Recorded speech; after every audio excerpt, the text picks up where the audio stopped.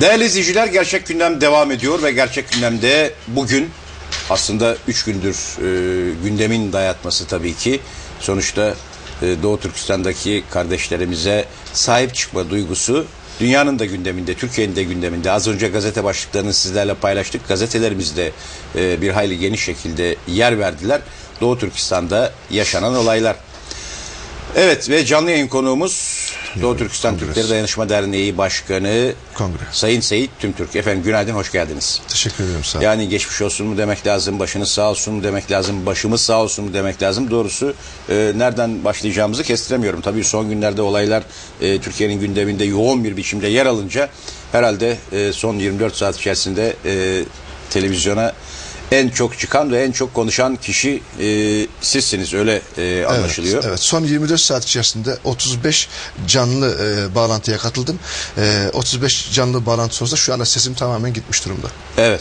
Dün de Çin Büyükelçiliği'nin önünde saat 14'te düzenlenen bir protesto eylemi vardı. Önce şunu soralım. İzleyicilerimiz de zannediyorum merak ediyordur. Çünkü gazetelere baktığımızda da gazetelerdeki ifadelerden anlaşılıyor ki Çin Doğu Türkistan'la iletişimi kesmiş durumda. Evet. Yani hatta elektriklerin kesildiği iddiası dahi gündemde. İnternet bağlantısı yok, telefon bağlantısı yok. Dolayısıyla Doğu Türkistan Türklerinin hiçbir iletişimi söz konusu değil. Evet. Ancak siz güncel bilgileri Doğu Türkistan'dan alıp aktarabiliyorsunuz. Evet. Telefon görüşmeleri de yaptınız. Dün bazı televizyon kanallarında izledik ve zannediyorum buradan da öyle bir girişimimiz olacak. Bunu nasıl sağlıyorsunuz? Önce onu bir öğrenelim. Yani haberi nasıl alıyorsunuz? Evet. Bilgi kaynaklarınız kim? Evet. Şimdi Yılmaz Bey, şu anda Doğu Türkistan tamamen izole edilmiş durumda. Tabii kısmi lokal bazı sızmalar var.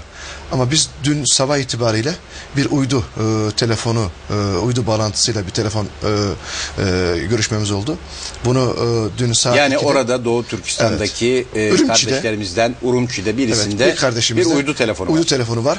O uydu telefonu aracılığıyla bu uydu telefonu daha önceden temin edilmiş, var olan bir telefon. Daha önceden zaten biz oradan bilgi almak için gene bu yolu mu her türlü böyle bir katliam olursa buna tedbir amaçlı biz daha önceden böyle bir hazırlık almıştık. Çünkü bu katliam geliyorum demişti. Ben bunu çeşitli televizyon kanallarında, haberlerde, radyo kanallarında defalarca ifade etmeye çalıştım. Bu katliam geliyorum diyerek bağıra bağıra gelen bir katliamdı.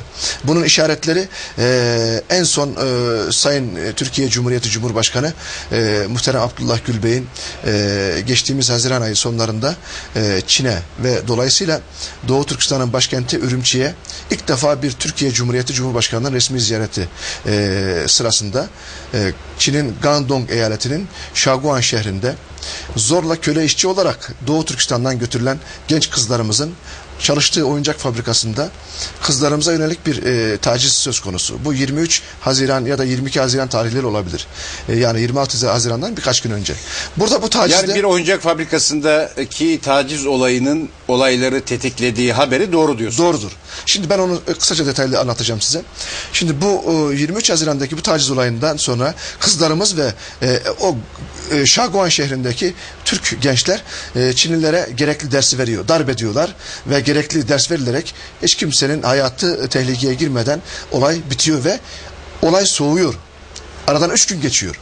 26 Haziran 2009 Sayın Cumhurbaşkanımız Abdullah Gül Bey'in Çin ve Doğu Türkistan'ın başkenti Ürümçi ziyaretinin cereyan ettiği günler. Bakın gece saat 02'de Şimdi adım adım gidelim ki biz de iyi anlayalım. Evet. Çünkü başlangıcı konusunda kafa karışıklıkları var.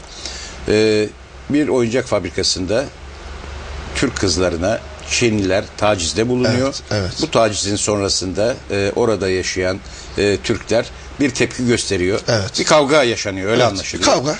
Ve o kavga sonunda bitiyor. Olaylar yatışıyor. Bitiyor. Peki bu taciz olayı ve sonrasında yaşanan kavgaya ilişkin bir Çin resmi yetkililerinin herhangi bir adli girişimi söz konusu mu? Onu izah edeceğim. Bakın bu girişim 22 ya da 23 tarihinde oluyor ve 26 Haziran'da da Sayın Cumhurbaşkanımızın resmi ziyaret sırasında gece 02'de 600 kişinin barındığı bu 5-6 katlı bina 02'de yaklaşık 3 ila 5 bin civarında sopalı militanlar tarafından basılıyor. Bunun görüntüleri elimizde var.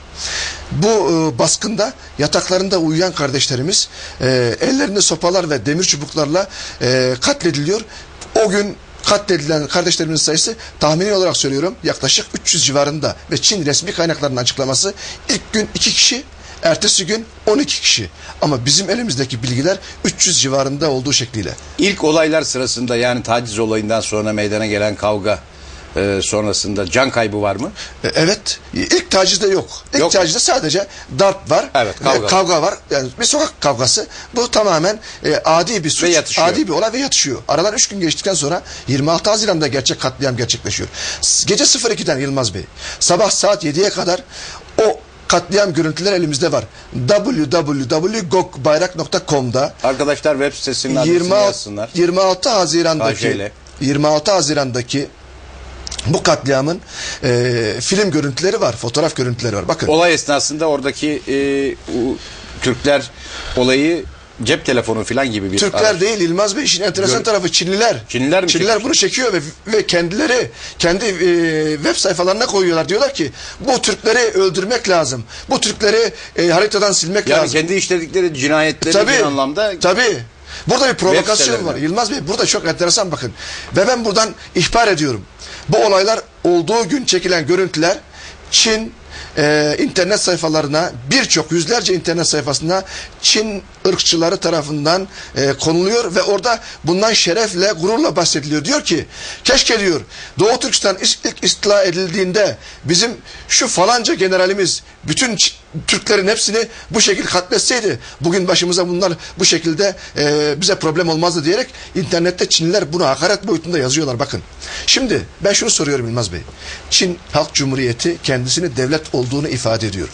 Gece 02'de başlayan katliam niçin sabah 7'ye kadar hiçbir şekilde müdahale edilmiyor ve buna göz yumuluyor. Ve şunu söylüyorum.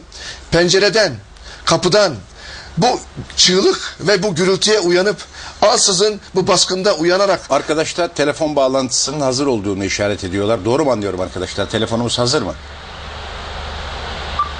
Alo? Alo. Anladım. Söyleyin. Herhalde siz konuşacaksınız. Ben konuşayım. Buyurun. İsmini söylemiyorum kardeşimin. Hay hay. Esselamu Aleyküm kardeşim. Ve aleyküm esselam, yaxshimisiz? Qanday, yaxshimi ahvolingiz?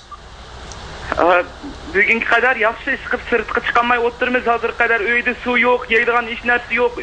2 gün bo'ldi biz aç o'tirg'ili. Rahmet diyor ki şu anda diyor evde hapishanedeyim diyor. Su yok, yiyecek, ekmek yok diyor. Açlık durumundayız şu anda diyor. Urumçi'de. Bütün Urumçi'nin bu telefon bağlantısı şu anda evet, şu anda Urumçi'de. Bu uydu telefonu. Rayonunun dükkanları yıkıldı. Biz rayonlar dükkan hepsi kapalı yok. Bütün dükkanlar kapalı diyor. Her yer kapalı diyor. Hoş. 5. yanvardan hazıra kadar ölgenlerinin sanını ben bugün etiye iniqlagan dostlarım telefon edip iniqlagan qaraganda hazır kadar ölgenler 2000'den eşip ketken. Şu ana kadar diyor ölenlerin sayısı 2000'in üzerinde diyor. Bizim 2000. Etraftan aldığımız bilgiler diyor. 2000'in üzerinde diyor. Bakın bu daha yeni bağlandı. Tabii bu halk arasındaki söylenti herhalde değil yani mi? Tabii bunlar şimdi kendi aralarında iletişim kuruyorlar bir şekilde. Sokaklar birbirlerinin arasında bir şekilde iletişim kuruyor. Ben nasıl kurtulacağını bilmiyorum. Şu an ben en son gece görüştüm saat 10-11 dolaylarında. Şimdi sabah ilk görüşmemiz şu andaki ölü sayısı 2000 civarında dinliyor bakın. Hoş Furkan. 5. yol Naq Meydan'da namayışını teniş ötküzatkan Naq Meydan'da ölgen okusanın sanı 200'ün aşıdı.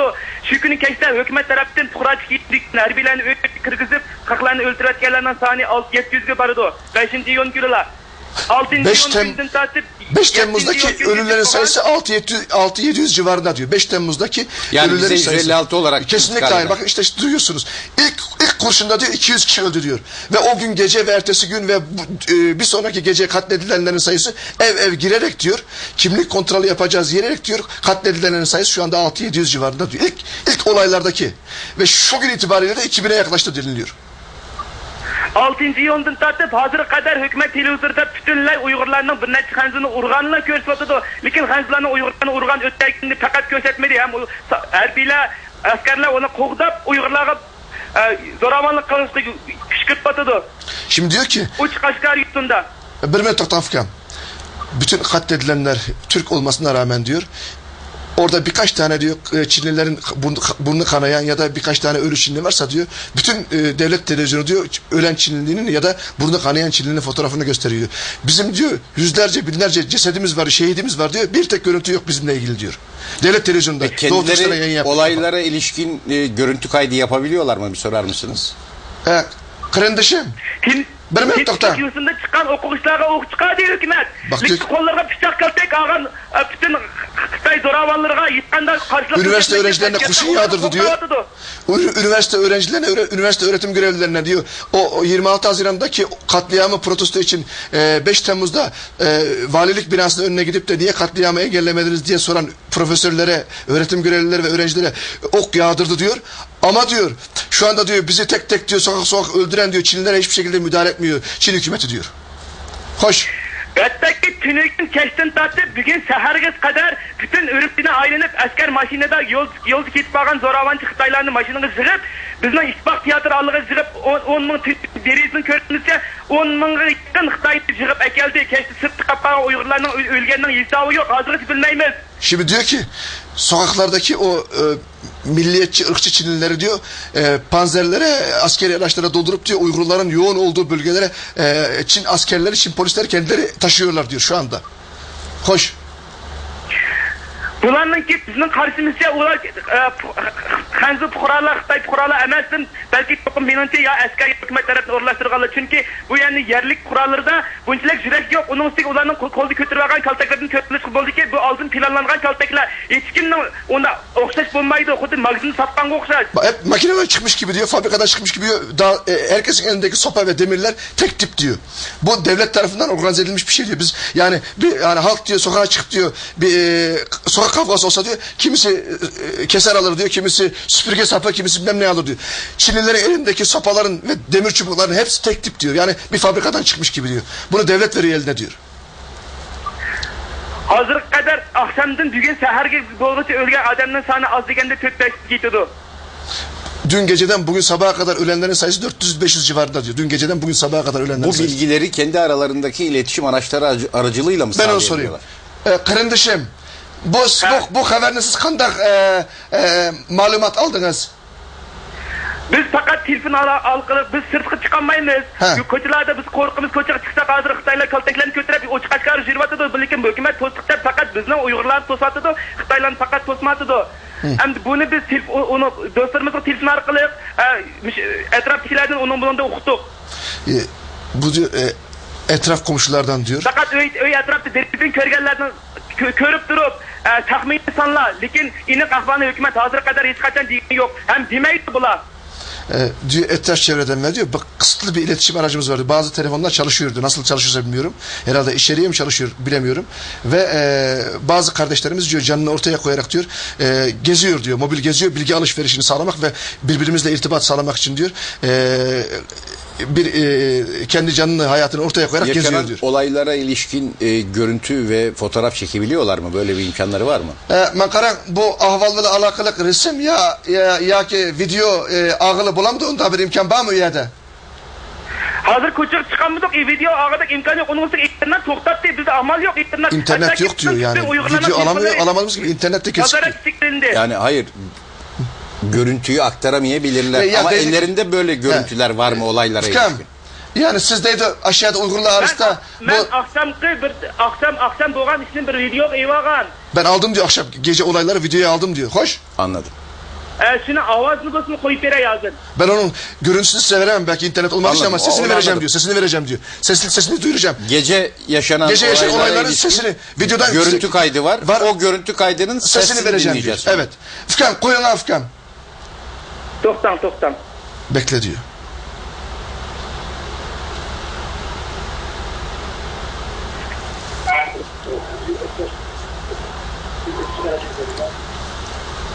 Toktan. Saklavatımız Furkan.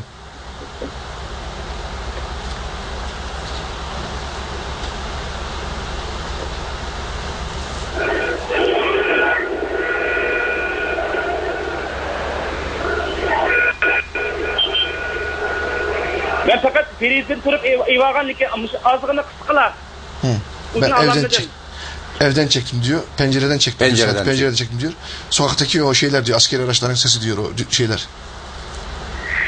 Hükümet hazır. Hoş. En kıskısı hükümet hazır. Bütün şu Xitay kurallarını küçkertip özü bıyvasta kol tıkanmay bizning yo'qotishga zadi bular buyruq tushaydi. O aşkarı buyruq tushaydi Xitay kurallarına. İlk darbede hükümet kendisi vurdu diyor. Şimdi diyor tepkiden çekinip diyor kendisi geri plana durup o militan güçleri ön plana sürüp bizi onlar eliyle diyor katlettiriyor şu anda diyor hükümet diyor. Bütün memleket boyunca televizyon kanallarında Uygurlarını tillavatıdı, Uygurlarını bölgünçilik kıldı, vatan parçası uğrundu devatıdı. Bütün devlet televizyonu diyor Doğu Türkistan'a yayın yapan diyor. Herkes mi Xitaylar'ın Uygur'unu kösetmedi, hiç kanda Xitaylar Uygurlar zoravallıktan hiç kanda haber yok. Diyor ki devlet televizyonu Doğu Türkistan'a yapan devlet televizyonu kaç kanaldan diyor. Bütün diyor Doğu Türkistanlıları bölücü, terörist ilan etti diyor.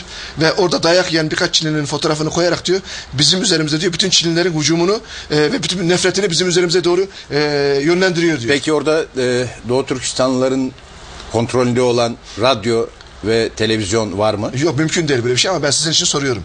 Ufkam bu mesela Şarkı Türkistan içinde mesela şehirlerde Uygurların koluda boğan televizyon ya radyo var mı yok mu? Televizyon, radyo var. Hemmizde mışlarının haberini berbatıdı.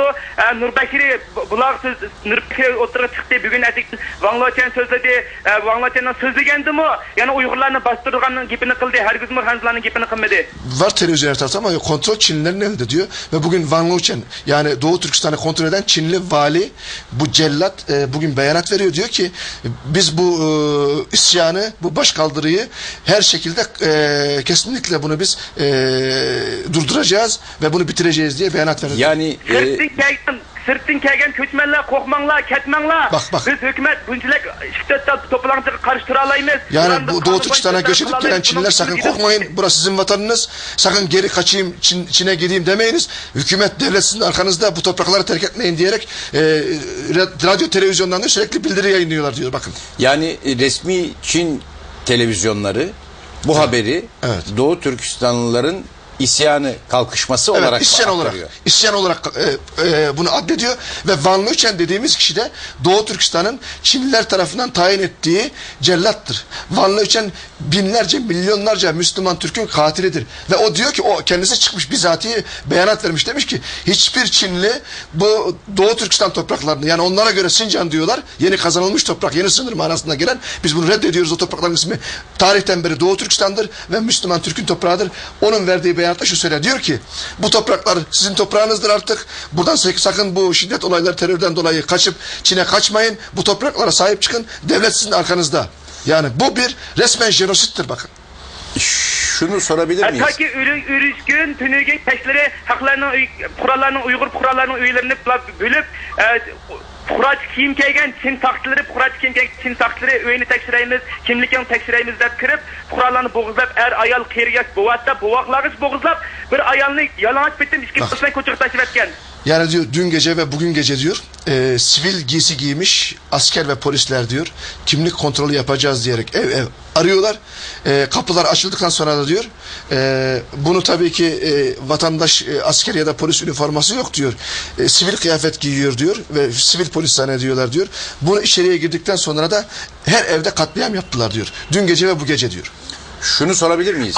Aldığımız günü keşte Atbegi meydanındaki tekşirip bütün yaş Uygurlarını her kişi bu tutup etiketken etiketten nurgun Uygurlarının kiyim kiteklerini ekirip taşlap adam yok adam kendisi hiç kim cevap verir onu adam ne gelken okumaydı hiç kişim. Nerede buldu Furkan bu? Nerede buldu? Atbegi meydanında. Ha? Ürüşkün keşte. Nerede? Atbegi meydanında Seymacan'da. Tam sesini alamadım. Bir meydandan bahsediyor. Ev girerek diyor mesela. Atbegi meydanı Atbegi. Atbegi meydanı. Atbegi meydanı diyor. Orada yine diyor mesela evlere baskın düzenleyerek diyor erkekler soyulup çırılçıplak götürüldükleri söyleniyor. Az digende işkimudun artık adam tutman kalan çökün keşte. 2000'ye yakın kişi tutuklayarak götürdüler diyor akşam dün gece diyor. Hoş. Şimdi bir olay unuttum. 3 tane kızımızın diyor boğazı kesilerek diyor çırılçıplak vaziyette diyor cesedi sokağa atıldı. Dün sabah bu provokasyon yapıldı diyor. Yani yatışmış olan halk diyor tekrar sabah sokağa dökülerek diyor bu infial karşısında diyor tekrar diyor hiçbir şey olmamasına rağmen tekrar direnişe geçti diyor. Yani bu söylediklerinden yatışmakta olan olayların tekrar provoke edildiğini söylüyor. Evet, tekrar. Bakın Yılmaz Bey ben burada bir ayrıntı arz etmek istiyorum. Zaten burada ciddi bir devlet provokasyonu var. Çin 1 milyar 300 milyon nüfusuyla böyle bir olayı çok rahat engelleyebilir. Ben bunda iddia ediyorum. Sayın Cumhurbaşkanımızın Doğu Türkistan ziyareti bir şekliyle engellenememiştir. Engellenemeyen bu ziyaret şimdi provoke edilerek bir daha belki böyle bir ziyaretin gerçekleşmemesi için zemin hazırlanmıştır ve bunda Türkiye'ye çok ciddi bir ihtar ve çok ciddi bir diplomatik terbiyesizlik vardır ve Doğu Türkistanlara da sen güvendiğin Türk dünyasının lideri dediğin Türkiye'nin Cumhurbaşkanı Doğu Türkistan'dayken ben seni böyle katlederim diyerek Doğu Türkistanlılara da bir daha baş kaldırmaması için bir ders verilmektedir. tabii bir dış politika tarafını ayrıca uzmanlarıyla konuşmak lazım belki ama Çin Türkiye ile arasını niçin bozmak istesin? Üstelik tam da iyi ilişkiler varken bu niçin oluyor sorusunu bir ayrı tartışmak lazım ama biz olayları anlamak için şunu sorabilir miyiz? Az önce telefon hattındaki arkadaşımız da söyledi. Gazete haberlerinden de aktardık. Sokağa çıkma yasağından söz ediliyor. Evet. Sokağa çıkma yasağı gün boyu da devam ediyor mu? Yani bugün gündüz itibariyle de söz konusu mu? Ufkam, hazır bu Şarkı Türkistan'daki koçuğu çıkış çeklerlik mi ya ki ruhsatlık mı?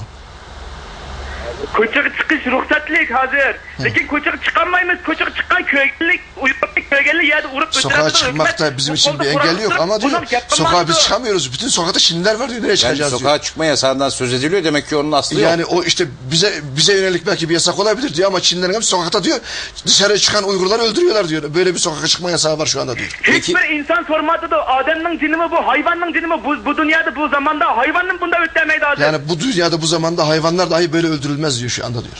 Peki kendi güvenliklerini sağlayabilecek bir şey var mı ellerinde? Birini partlattı, birini ot koydu. Şu anda diyor bak dün gece diyor bir camimizde ben bunu bilgi almıştım.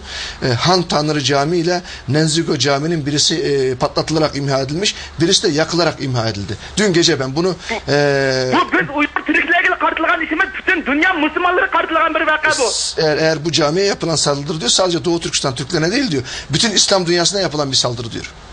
Hoş. Sizin sorunuzu alamadım. Bir kendi güvenliklerini sağlayabilecekleri bir imkan var mı ellerinde? Hoş. Tünegen Necmin Xitay Halk Meydanı'na yığılsa ulanı tolu kurallardan askerler koğdapmam diye. Hatta Uygur rayonlarına billa appa diye yaşlanı. Bizi diyor biz sokağa çıkamıyoruz ama. Asker kırgıncılık. Biz sokağa çıkamıyoruz ama diyor o militan Çinlileri diyor asker muhafaza ederek yani korumayı alarak diyor sokak gezdiriyor diyor. Hoş geldin. Bizim ülkenin kolda hiç mi yok? Bizim elimizde hiçbir şey yok diyor. Onu soracaktım ben de. Yani onlara karşı direnebilecekleri, kendilerini savunabilecekleri bir şey var mı? Kardeşim, ben Karan. Dedi bu Uygur Türkleri, Uygur Müslümanları özüne müdafaa kıldığın kolda binası bağ mı deydi? Hiç nersi yok.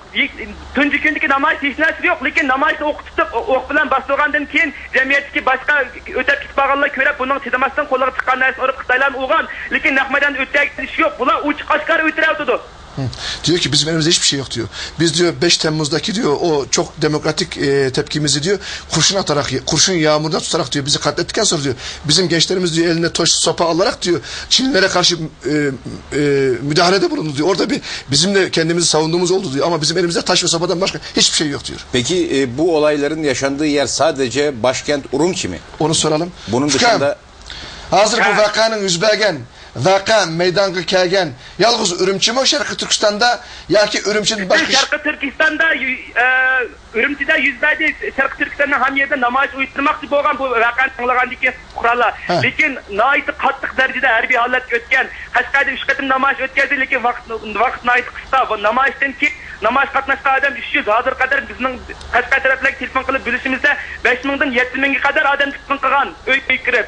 Şimdi diyor bu Gangdong'daki olayı Ürümçi protesto etti. Ürümçi'deki katliamı diyor. Bütün Türkistan diyor protesto edecekti. Başta Kaşgar olmak üzere diyor. Bunu haber alınca Çin diyor. Yani olağanüstü bir hal ilan ederek diyor. Bütün askerleri seferber edip kimseye sokağa çıkartmadı Doğu Türkistan'da. Buna rağmen diyor Kaşgar'da 3 defa miting oldu diyor Kaşgar'da. Ve başka şehirlerde de oldu. Kaşgar'da gözaltına alınanların sayısı 3000 ila 5000 civarında gözaltı var Kaşgar'da şu anda. Ama çatışmaların yaşandığı, can kayıplarının meydana geldiği yer sadece Urumçi. Doğu Türkistan'ın başkenti Ürümçi şu anda. Evet. Urumçi'nin dışındaki yerleşim bölgelerinde, kırsalda, diğer kentlerde, Kaşgar'da can kayıpları ve çatışma yok. Bir saniye onu sorayım. Fukam, Ürümçi'nin başka yerde ölem ya ki yarıda alanganlı bağ mı yok mu? Ölem yarıda işi yok. Lekin kurallarının hamısını öğütteler çıkalı koymadık da o çıkarttılar. Ölü yok diye biliyorum. Kimseyi çıkartmıyorlar diye biliyorum ama tam o konuda tam bir başka bilgim yok diyor. Evet. Kimseyi sokağa çıkartmıyorlar. Peki ne kadar zamandır evlerinde hapis? Fukam, sizge hazır ne çıkım oldu? Öydü solak boğula. Hapis boğula. Ben tünügün etigenden başlap hazır kadar öğütteler çıkmakmıdık. Hatta öyle su tükep gitti. Hazır su toktaqlı. Su yok diyor.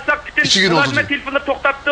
2 gün oldu diyor. Yiyecek yok, su yok. Arkadan onu soracağım. Yani yiyecek içecek nasıl karşılıyorlar? Yani işte onu sorayım. Fukam makul. Hazır 2 gün oldu deyseniz ödünün sırtkı çıkmak ile su yok, nan yok deyseniz. Makul. Kanda kılmak için bunun için kanda oldu. Ne oldu bunun için?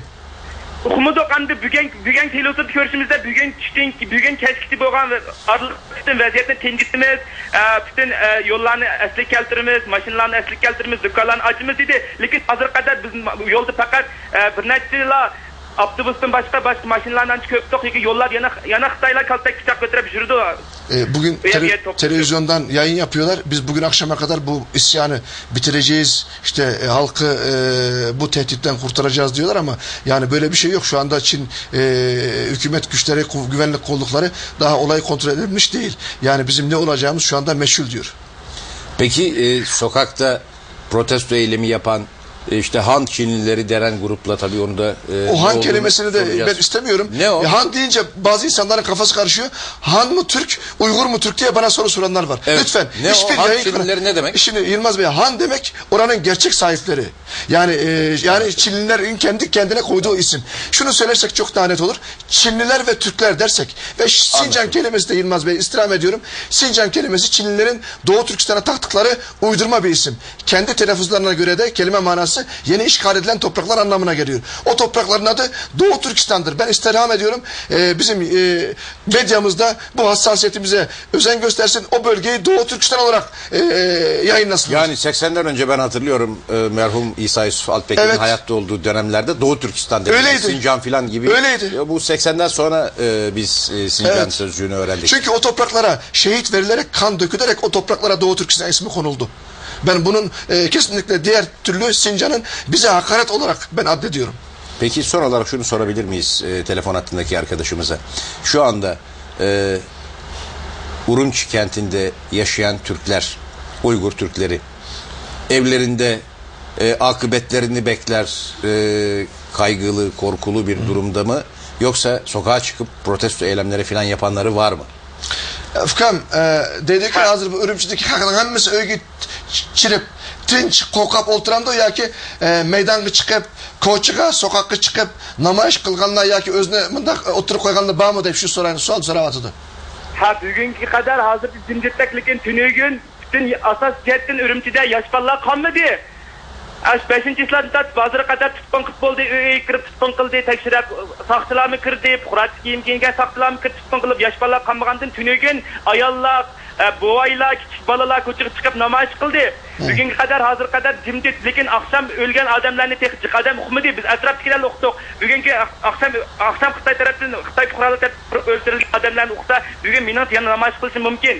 Lekin xalqlarda namoyish qilganda jur'at qolmadi. Biz turk bo'lganligimiz uchun, biz Çin bo'lmaganligimiz uchun bu Çinlar bizni qirib to'kishni bular hukumat o'zi bevosita qo'ltiqmagan fuqarolarga bular buyruq tushagandek qildi hozir butun hozir qadar televizorlarda shuni so'zlayotdi. Hattoki tunagan biz ishni derizda turib, panjarada turib sirtdagi Xitoylarning sen turklarni, sen Uyg'urlarni qirib yo'qdimiz. Senlar yo'qolmasang bizga tinch kun yo'q degan gaplarni aniq angladik. Diyor ki şimdi diyor yani Burada diyor son 3-4 gündür diyor bütün fedakar, cesaretli, gayretli gençlerimizin hepsi diyor elinde hiçbir şey olmamasına rağmen kurşuna karşı ortaya çıkarak hepsi şehit oldu diyor. İkinci grup çıktı diyor, onlar da şehit oldu diyor. Bugün üçüncü grup çıktı diyor. Yani şimdi diyor... yani bugün şu sıralarda sokakta... Yani evet. Evet. Doğu Türkistanlılar, Uygur Türkleri yine var diyor. protesto... Sokaklarda var diyor. Ama diyor böyle giderse diyor kimse kalmayacak diyor, yani ortaya çıkacak. Çünkü çıkan şehit ediliyor, çıkan şehit ediliyor diyor. Hiç kimse de diyor çıkmaya cüret kalmayacak diyor. Ve bugün biz pencereden baktığımızda diyor aşağıda sokakta gezen Çinliler diyor siz Türkleri öldürüp bizim yok etmemiz lazım diyerek diyor bize yukarıda binanın içinden korkup dışarıya çıkamayanlara diyor tehdit ediyorlar diyor. Şimdi diyor burada bizim yapacak hiçbir çaremiz yok diyor. Ben son bir şey sormak istiyorum, bir mesajı varsa. Ben de onu soracağım. Evet. Buyurun siz sorun. Yok siz sorun. Buyurun. Çünkü tam evet. Türkiye Türkçesiyle çok uyumlu değil ama bazı sözcükleri anlayabiliyorum. Anlıyorsunuz yani. değil mi? Evet. Bu televizyoncu efendideydi. Bu kırındışımızdaki Türkiye'den bir talebi, hür dünyadan bir talebi bağımı deyip soravatırdaydı. Televizyonda ben bütün Uygur Türklerine vakalten bütün dünyadaki demokratik devletlerden bütün İslam dünyasıdır, bütün Türk dünyasıdır şunu talep kılman. Xitayning ki bizga baskınçılığını, kırgınçılığını yıkındın tutsun. Xitayga bizga kırgınçılık kılışın to'xtatib besim qilsin. Bizni inson, bizni bir bu dünyada hür dünyada yashash huquqimiz var. Haqliq nerede, inson huquqi nerede biz bilmadik.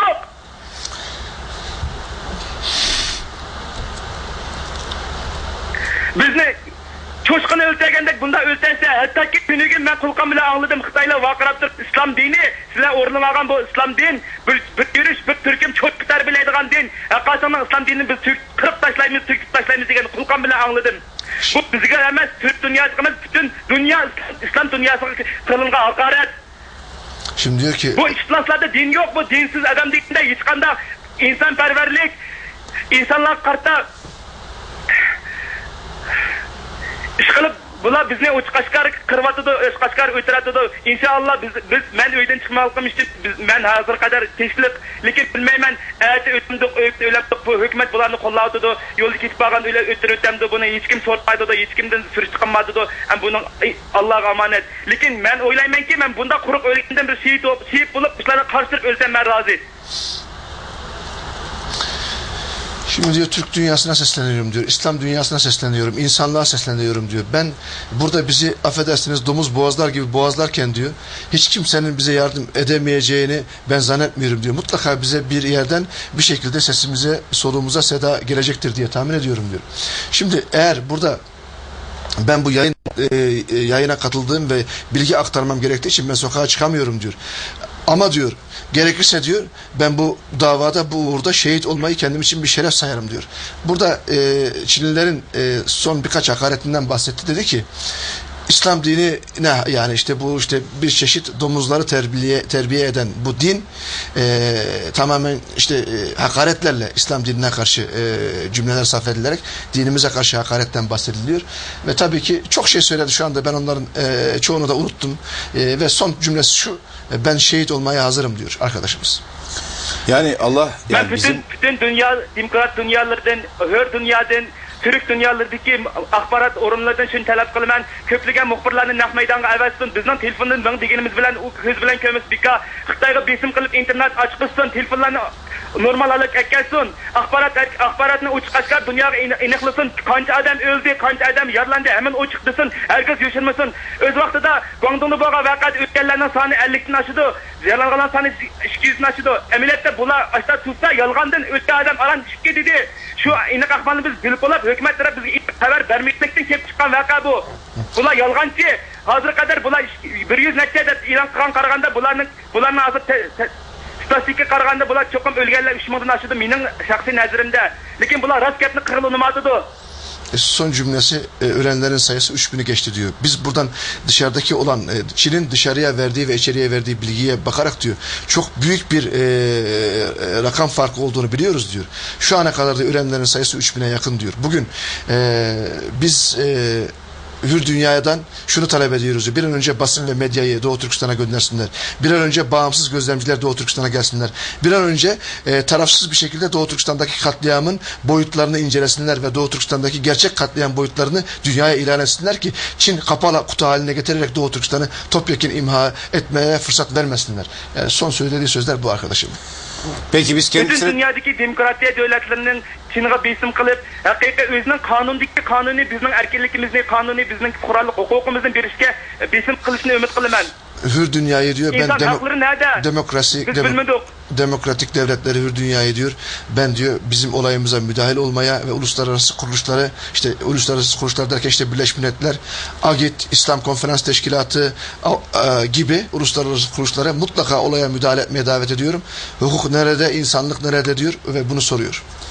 Biz kendisine teşekkür ediyoruz. Çin'deki kanun fakat Çinlere kartılgan kanun, bizge hiç kanda kanun hukuk yok, kanun erkinlik yok. Bütün kanun Çinlilere, bize kanun yok mu diyor. Biz fakat bir hayvan orunu sürmüş getirdiniz, bütün dünya halkı bilsin bizni. Biz mi insan? Yasaş hukukumuz var dünyada. Biz de insanız diyor. Bütün kanun Çinliler için var da bizim için hiçbir kanun yok mu diyor. Biz de insanız diyor. Bizim dünyada yaşama hakkımız yok mu? Fıkam rahmet sizge.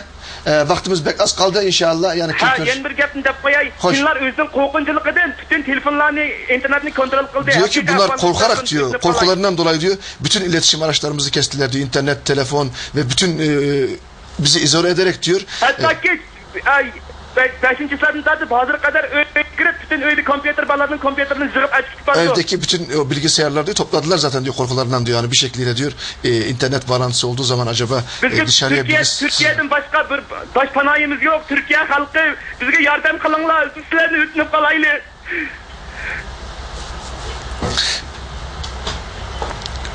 Bizim diyor önce Allah sonra Türkiye'den başka dayanağımız yok diyor. Türk halkı, Türk milleti bize sahip çıkın. Son söylediği söz bu. Allah'a emanet. Evet, biz de Allah'a emanet ediyoruz. Başka şu anda yapacağımız bir şey de olmadığı anlaşılıyor ama Doğu Türkistan'daki kardeşlerimize ve az önce telefon bağlantısıyla konuştuğumuz kardeşimize Allah yardımcıları olsun. Yüreklerimiz ve dualarımız onlarla birlikte inşallah en kısa zamanda bu yaşadıkları acıları geride bırakacakları bir döneme sağlıkla ulaşırlar, geride kalanlar demek durumundayız. Gerçekten çok üzücü, tüyler ürpertici yaşanıyor Doğu Türkistan'da değerli izleyiciler. Efendim şimdi az önceki arkadaşımızdan bugüne, bu geceye ve orada yaşanan duruma ilişkin onun gözlemlerini izleyicilerimizle paylaştık. Gerçekten üzücü bir durum söz konusu. Tabii burada belki şu konuyu da konuşmak lazım. Az önce Birleşmiş Milletler, AGİT, İslam Konferansı gibi uluslararası bir takım kuruluşlara çağrıda bulundu Doğu Türkistanlı kardeşimiz. Ama biliyoruz ki, yani çok da sağlıklı olmasa biliyoruz ki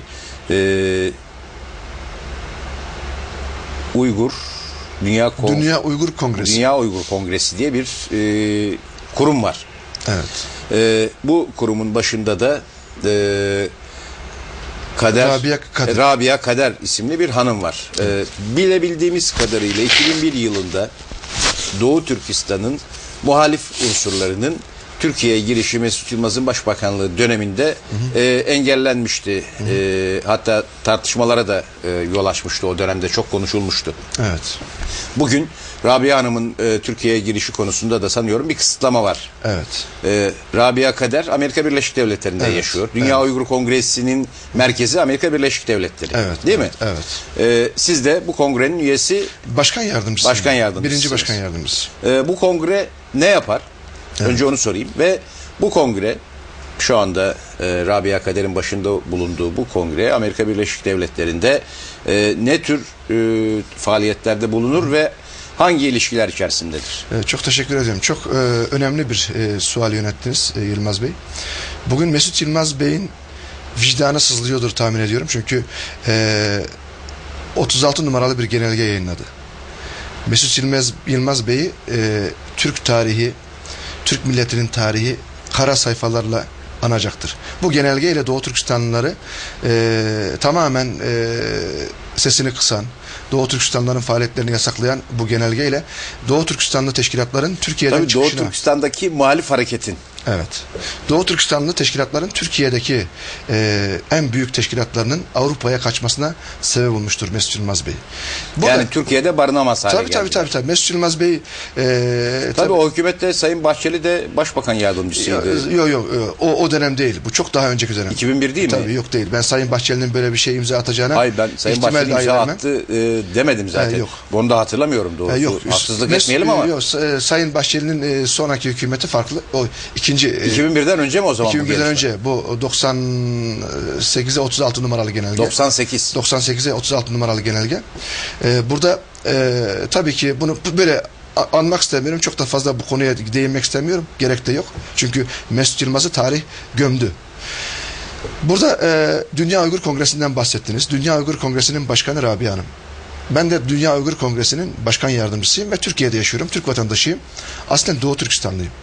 Dünya Uygur Kongresi dün Çin hükümet sözcüsü bir beyanat ilan etti. Dedi ki bu olayların, bu provokasyonun arkasında Dünya Uygur Kongresi vardır ve sorumlu odur. Ben bunu reddediyorum. Bakın beyefendi, Dünya Uygur Kongresi'nin en üst kademesindeki yönetici. Hatta Rabia Hanım'ı suçladı. Tabii Rabia Hanım, burada zaten hedef Rabia Hanım gösteriliyor. En üst kademesinden, en alttaki üyesine kadar tamamen demokratik bir çerçevede seçimle iş başına gelmiş bir teşkilatın yöneticileridir. Dünya Uygur Kongresi 2 ay önce yine 116 delegenin, yaklaşık 30 ülkeden 116 delegenin bir araya gelerek 3. Olağan Kongresi'ni gerçekleştirdiği Uluslararası Hukuk Dairesi'nde. Ne zaman yaptı 3. Kongresi? 3. Kongresi bundan 2 ay önce Washington'da yapıldı. Hiçbir ülke cüret edip de bizim kongremizi yapmamıza fırsat tanımadığı için Amerika'da yapıldı. Yoksa Amerikan işbirlikçiliği ya da Amerika'nın güdümü, böyle bir şey yok. Şimdi tabii ki bu kongrede 116 delegenin oy birliğiyle demokratik şekilde seçilen bu teşkilatımız bugün uluslararası hukuk çerçevesinde faaliyetini yürüten Doğu Türkistan'la ilgili en yetkili sivil toplum örgütüdür. Bunun altını çiziyorum. Şimdi tabii burada Rabia Hanım meselesine değineceğim. Ben Sayın Başbakanıma ve ben onun bu konudaki hassasiyetine de inanıyorum. Sayın Başbakanımın şu anda yüreğinin kan ağladığını da ben hissediyorum. Sayın Cumhurbaşkanımın da hakeza öyle. Çünkü kendilerini yakinen tanıyorum. Tabii devlet idare etmek kolay değil. Diplomatik ilişkiler çok hassasiyet gerektiren bir konu. Ama lütfen rica ediyorum, arz ediyorum Sayın Başbakanıma, Sayın Cumhurbaşkanıma. Rabia Hanım'ın Türk milletiyle kucaklaşması için Rabia Hanım'a bugün itibariyle vize vermeleri gerekir. Rabia Hanım Doğu Türkistan'daki 35 milyon Müslüman Türk'ün anasıdır. Doğu Türkistan'daki bugün imha edilmeyle karşı karşıya olan, topyekün imha ile karşı karşıya olan, öz ve öz kardeşlerimiz olan o kardeşlerimizin çığlığıdır, sesidir, haklı lideridir. Bugün 5 yıldır ben sayın liderime defalarca arz ettim. Ama Çin'i kırmamak için, Çin'i rencide etmemek için çok nezaket gösterdiler. Ama sayın büyüklerimin bu nezaketi maalesef bugün işe yaramadı. Bu arada Türk kamuoyu Rabia Hanım'ı bu vesileyle haberdar oldu. Evet. Doğrusunu söylemek gerekirse yakından bilmiyor ve tanımıyor.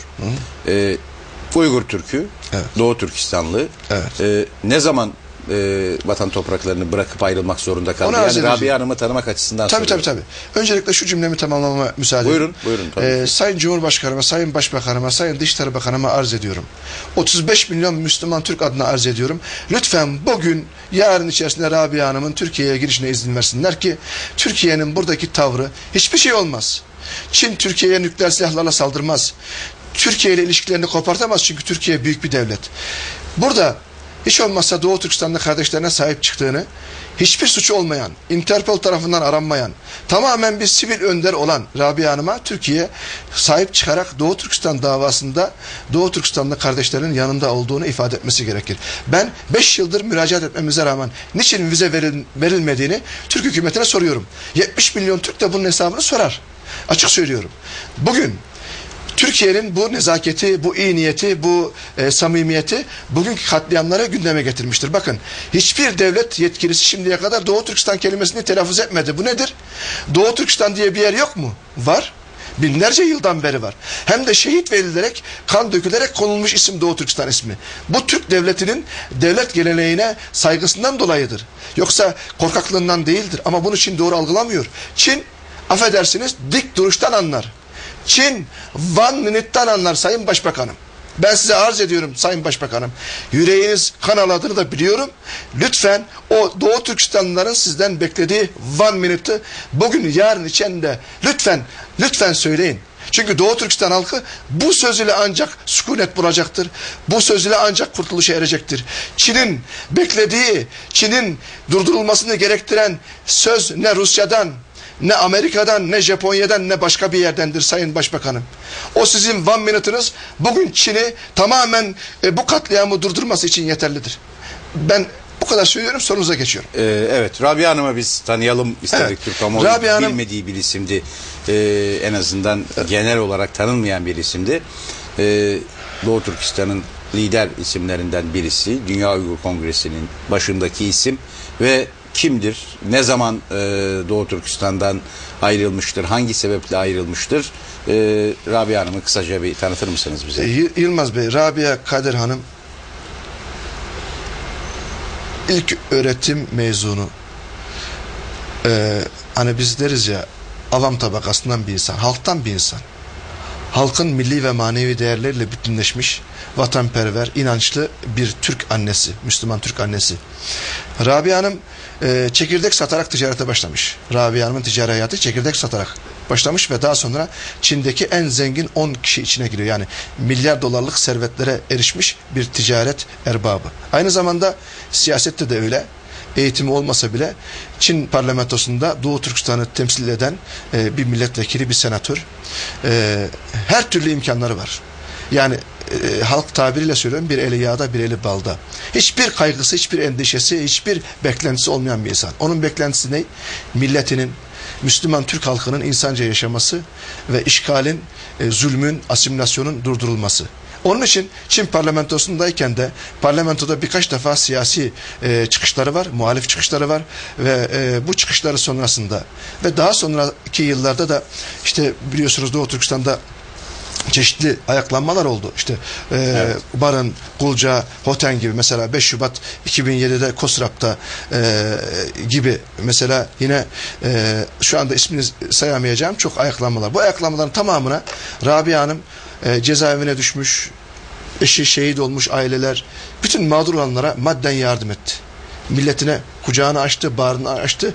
Doğu Türkistan Müslüman Türklerine anası olduğunu fiili olarak ortaya koydu. Ve nerede Çin'den zarar görmüş kardeşlerimiz varsa onlara maddi ve manevi yardımda bulundu. Bundan dolayı da Çin'in hedefi haline geldi. Son olarak da tabii ki bu ayaklanmalar gittikçe Doğu Türkistan satına yayılıp neredeyse Doğu Türkistan'ın bağımsızlığına yönelik artık ciddi bir tehdit, Çin'e karşı bir tehdit oluşturduktan sonra Çin işgalci yönetimi Rabia Hanım'ı bölücü faaliyetlerde bulunmak suçlamasıyla hapse attı, yargıladı. Yaklaşık 10 yıl bir hapis verdi. Daha hapis hayatının 6-7. senesi Amerika ile bir pazarlık oldu. Bilmiyoruz bunun iç yüzünü. Rabia Hanım da bilmiyor. Ben defalarca kendisiyle de konuştum. Amerika ile Çin arasındaki bu pazarlıkta tabii ki Çin, Rabia Hanım'ın gelecekte Doğu Türkistan davasının lideri olabileceği ve Doğu Türkistan bağımsızlık mücadelesinde bu derece ön plana çıkıp adeta bir Mandela olabileceğini tahmin edemedi. Rabia Hanım'ı 2005 yılı baharında bıraktı. Amerikan bu arada zengin bir ticaret kadını olduğunu söylediniz. Ticari işleri cezaevindeyken bitti. Onu soracağım. Onu çok güzel bir soru sordunuz. Ben atlamıştım. Rabia Hanım'ın ticari hayatını Çin işgalci yönetimi çeşitli manipülasyonlarla, işte vergi cezalarıyla, işte çeşitli cezalarla o milyar dolarlık, işte diyelim ki 8-10 milyar dolarlık büyük servet sahibi olan Rabia Hanım'ı sıfırladı. Sıfırlamayı bırakın. Çocuğu var. Yani hakikaten bir ana. Daha önce bir evlilik yapmış. O eşinden birkaç çocuğu var. Cezaevine düştükten sonra o eşinden ayrılmış. İkinci evliliğinden yine 5-6 çocuğu var. 14-15 civarında evladı var. Bu çocuklarının tamamını Çinliler cezaevine attı. Bir kısmını bıraktı, sonra bir kısmını yargıladı falan. Size hiç unutamayacağım bir hatıramı anlatmak isterim. Yıl 2006 Almanya'dayız. Dünya Uygur Kongresi'nin ilk Rabia Hanım'ın aday olduğu ilk kongre. Ben de o zaman Türkiye sorumlusuyum Dünya Uygur Kongresi'nin. Daha alt bir görevim var. Rabia Hanım Dünya Uygur Kongresi'ne aday olacak. Rahmetli İsa Yusuf Alptekin Bey'in oğlu Erkin Alptekin Bey Dünya Uygur Kongresi'nin başkanı. Ve bütün halkımız teklif etti. Rabia Hanım aday oldu. Erkin Bey de feragat etti ki Rabia Hanım aday olsun. Ve seçim gerçekleştirilecek bir gün var. Çin istihbaratı telefon açtı. Ben de yanındayım. Telefonda aynen şu söyleniyor. Açtı telefonu Rabia Hanım. Dedi ki sen Dünya Uygur Kongresi'ne aday olacağın bilgisini aldık. Eğer aday olursan yarın çocuklarının hepsini biz cezaevine atacağız dediler. Ve Rabia Hanım'ın o ilk musibetin darbesinde verdiği cevap çok enteresan. Bakın ben oradaydım. Bir anne, bir ana şu cevabı verebildi Çin istihbaratına. Dedi ki hiç önemli değil. 35 milyon Müslüman Türk benim evladım, onların hepsi hapiste olsa, benim evlatlarım dışarıda olsa benim için ne kıymet var, onları da atın dedi içeriye dedi yani. Ve verdiği cevap bu. Ertesi gün kongrede Rabia Hanım aday oldu ve kongrede bütün delegelerin oyuyla Dünya Uygur Kongresi'nin başkanlığına seçildi. Şimdi Rabia Hanım hakikaten çok fedakarlık yapan, ben Mandela'nın çok daha ötesinde olduğuna inanıyorum. Bugünkü Doğu Türkistan'da en etkili kişi ve siyasi yapı Rabia Hanım mıdır? Evet, şu anda Doğu Türkistan, 35 milyon Doğu Türkistan'daki kardeşimizin, soydaşımızın, dindaşımızın peki, ağzına baktığı tek kişi Rabia Hanım dışında yine bölgede kanaat önderi olarak veya bir siyasi yapılanmanın temsilcisi olarak önde gelen başka isimler yok mu? Var tabii ki. Doğu Türkistan'da mesela dini cemaatler var, İslami yapının çok ciddi ağırlığı var. Orada muhterem ilim adamlarımız ve bu muhterem ilim adamlarımızın dışarıdaki kardeşlerimiz de mesela dışarıya çıkmış olanları var. Her yani yazar çizer takımı diyelim, aydınlarımız diyelim, çok geniş bir kadro var. Ama bunların hepsinin üstünde Rabia Hanım şu anda Doğu Türkistan halkının ağzına baktığı, otur dese oturacağı, kalk dese kalkacağı bir lider. Peki Rabia Hanım şu anda Amerika'da yaşadığına göre az önce Urumçi'den bağlandığımız kardeşimizin feryat ederek davet ettiği Birleşmiş Milletler, AGİD, İslam Konferansı ve diğer uluslararası kuruluşlara yaptığı çağrıyı Rabia Hanım'ın çok daha doğrudan üstelik doğrudan temas ederek daha etkili bir biçimde yapması mümkün değil mi? Rabia Hanım orada bu çalışmaları hiç kuşkusuz yapıyor herhalde. Ben size Rabia Hanım'ın son 2-3 günlük yapmış olduğu faaliyetleri size kısaca izah edeyim. Rabia Hanım Birleşmiş Milletler Genel Sekreteri Ban Ki-moon'u aradı ve görüştü bizatihi. Bu katliamın durdurulması için girişimde bulundu. Sayın Obama'nın danışmanlarına bizatihi birebir görüşerek konunun hassasiyetini iletti. Yine Avrupa Birliği, AGİD ve diğer sivil toplum örgütlerine, yine İslam Konferans Teşkilatı'na Doğu Türkistanlıların lideri olarak, ki İslam Konferansı'nın zaten şu anda Genel Sekreteri Ekmelettin Bey buralara tamamen yazılı olarak ya da telefonla bilgi aktarıldı. Ben de peki Rabia Hanım Sayın Cumhurbaşkanı ve Sayın Başbakan'a da bu konuda başvurdu mu? Şimdi tabii ki hem saat farkı biliyorsunuz Türkiye'de gündüzken Amerika'da gece, evet, böyle bir fark var. Rabia Hanım'la ben sürekli irtibat halindeyim, sürekli görüşüyorum. Benden şunu rica ettiler. Dediler ki Sayın Cumhurbaşkanımız Abdullah Gül Bey'e, Sayın Başbakanımız Recep Tayyip Erdoğan Bey'e, Sayın Ahmet Davutoğlu Bey'e, Dışişleri Bakanımıza benim selamımı arz ederek olayın vahametini ve boyutlarını lütfen arz edin dediler ve ben de Sayın Cumhurbaşkanımız başta olmak üzere Sayın Cumhurbaşkanımıza, Başbakanımıza, Dışişleri Bakanımıza, Sayın Milliyetçi Hareket Partisi Genel Başkanı Doktor Devlet Bahçeli Bey'e, Büyük Birlik Partisi Genel Başkanı Yalçın Topçuoğlu Bey'e ve diğer siyasi partilerin, mesela Saadet Partisi'nden Numan Kurtulmuş Bey'e ve diğer siyasi partilerimize ben liderlerine birebir arayarak durumun vehametini ve boyutunu... Peki Sayın Cumhurbaşkanı ve Sayın Başbakanlarının da bir talebinde bulundunuz mu? Hayır, henüz bulunmadım ama herhalde kendileri kendileri uygun görürse ben arz edeceğim. Kendileri öyle bir teklif olursa ben bunu emir telakki ederim. Seve seve bilgilendirmek isterim. Ama biz yazılı olarak sayın büyüklerimize bilgileri arz ettik. Evet. Efendim size teşekkür ediyorum. Süremizin sonuna geldik Bey, maalesef. Bir konu söyleyeceğim. Yani son olarak tabii. Aktarmak istediğiniz ve söylemek istediğiniz ne varsa onu da izleyicilerimizle paylaşalım. Tabii. Şimdi son olarak şunu söylemek istiyorum. Türkiye'miz sadece 70 milyonluk Türkiye'nin devleti değil. Türkiye'miz 250 milyonluk Türk dünyasının ve 1,5 milyarlık İslam aleminin göz bebeği, yegane istinadgahı. Bizim kıblemiz Kabe'miz ama ikinci kıblemiz diyebilirim eğer burada günaha giriyorsam Allah affetsin, Ankara'dır. Bugün Filistin'de, Bosna'da, Keşmir'de, Çeçenistan'da olan zulümün hepsi Ankara'ya bakıyorsa, bu zulümden rahatsız olanlar, mağdur olanlar Ankara'ya gözlerini dikmişse, Doğu Türkistan'da bütün bu mağduriyette gözlerini Ankara'ya dikmiş durumda. Ben inanıyorum ki burada mutlaka dışişlerimiz olsun, gerek hükümetimiz olsun, Çin'e anlayacağı dilde, diplomatik dilde mutlaka bir tepki verecektir. Bugün sabah haberlerde gördüm, Sayın Başbakanımızın kısa bir açıklaması vardı. Ben memnun oldum, kendilerine teşekkür ediyorum. Doğu Türkistan halkı biraz önce kardeşimiz de buyurdular. Burada Sayın Başbakanımızdan çok büyük beklenti içerisindeler. Burada ben olay çok daha farklı boyutlara, topyekün katliama dönüşmeden Sayın Cumhurbaşkanımızın ve Başbakanımızın mutlaka iki çift söz edeceğini tahmin ediyorum ve saygılarımı arz ediyorum. Efendim çok teşekkür ediyorum. Size de kolaylıklar diliyorum. Tabii başta Doğu Türkistan'daki kardeşlerimize. Cuma günü Yılmaz Bey, evet. Ankara Kocatepe'de ve İstanbul'da Fatih Camii'nde büyük bir gıyabi cenaze namazımız olacak. Bu cuma. Bu cuma günü ben bunu ilan ediyorum. Bütün Türkiye'deki 70 milyon kardeşimiz Doğu Türkistan'daki şehitlerimizin cenazesinde bizimle birlikte olsunlar, beraber kıyacak. Hiç olmazsa imanımızın en aciz noktasında onlara dualarımızla bari destek verelim. Peki efendim. Teşekkür ediyorum. Sağ olun tekrar. Ben teşekkür ederim. Değerli izleyiciler, Gerçek Gündem'in sonundayız. Yarın sabah 08'de Gerçek Gündem'de yine sizlerle birlikte olmak istiyoruz. Hepinize iyi bir gün diliyorum. Hoşça kalın efendim.